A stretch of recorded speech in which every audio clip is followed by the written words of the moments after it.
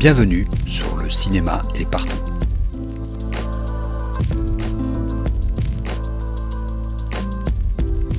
Un podcast sur l'industrie du cinéma et ses évolutions.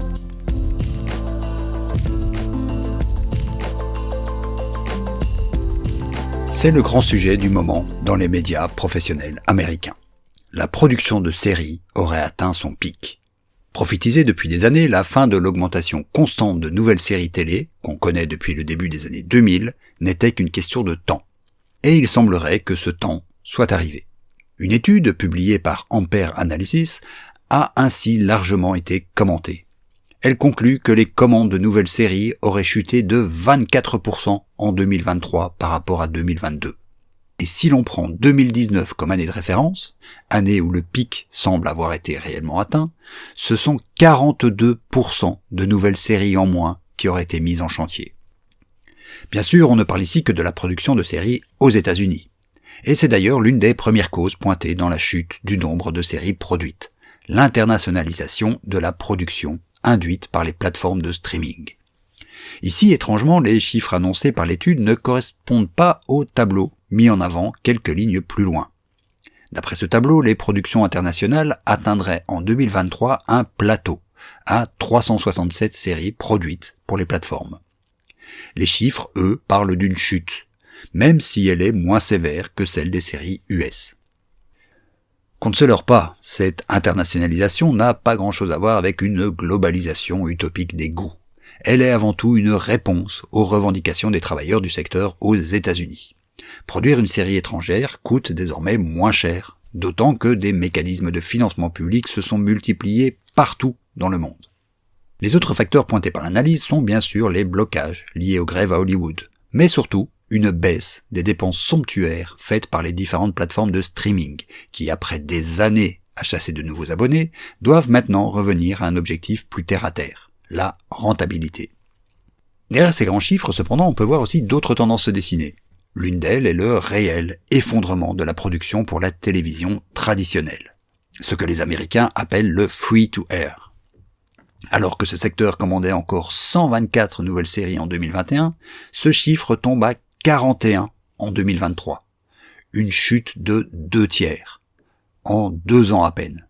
Or, historiquement, ce sont ces chaînes qui ont fourni le gros de la production audiovisuelle. Les CBS, ABC, Fox et NBC ont produit les Friends, Lost, Big Bang Theory, X-Files, The Office et consorts. Mais c'est aussi le cas de certaines chaînes du câble, comme USA Network, productrice de Monk, Mr. Robot ou encore Suits, qui a quasiment arrêté la production de séries. Ou AMC, autrefois leader du mouvement avec des séries comme Mad Men ou Breaking Bad, qui n'arrêtent plus aujourd'hui de dupliquer jusqu'à la nausée la licence Walking Dead. Reste donc pour tirer tout cela 2 créneaux, les plateformes et la Pay TV, avec en tête de gondole HBO. Et c'est peut-être là que le premier problème se pose. Ces 2 créneaux se sont presque exclusivement concentrés sur de la série courte, qui tient sur 3-4 saisons maximum, voire même sur de la série unitaire. A priori, rien de plus normal à cela. Sur le papier, ces acteurs n'ont pas besoin de créer de rendez-vous réguliers et largement populaires, qui permettent de faire monter les prix de l'emplacement publicitaire. Le modèle des plateformes et de la Pay TV, c'est celui de la niche. Toucher les publics segment par segment. Quand HBO produit Succession, elle ne pense clairement pas à attirer le grand public avec cette histoire de famille richissime que seul le cynisme réunit. Ce que HBO vise, c'est la reconnaissance, le prestige, les prix. Et elle y réussit très bien.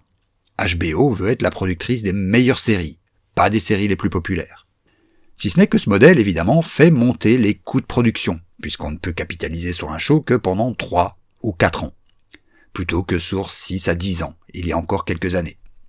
Fondamentalement, la stratégie des plateformes est la même, multiplier les produits de niche avec quelques productions plus fédératrices ou de prestige, renouveler en permanence l'offre de titres dès qu'un show montre le premier signe de faiblesse.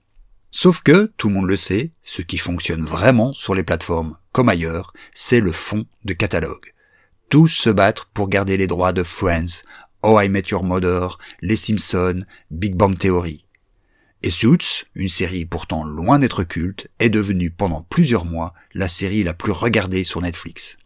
Pourquoi ? Parce que ce qu'ont en commun ces séries, en plus de leur légèreté thématique, c'est que ce sont des séries au long cours, qui s'étalent sur 10 saisons.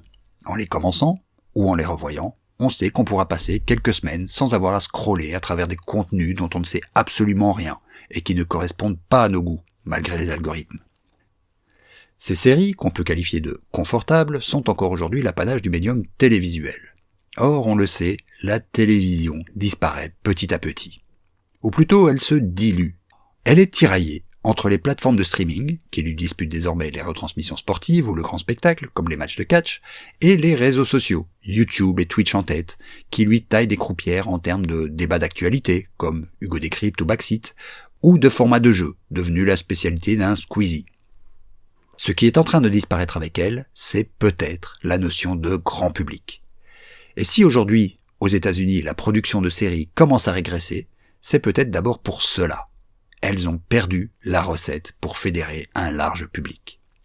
Une autre étude, qui compare la chute de la production par genre, donne d'ailleurs un autre chiffre qui confirme cette assumption.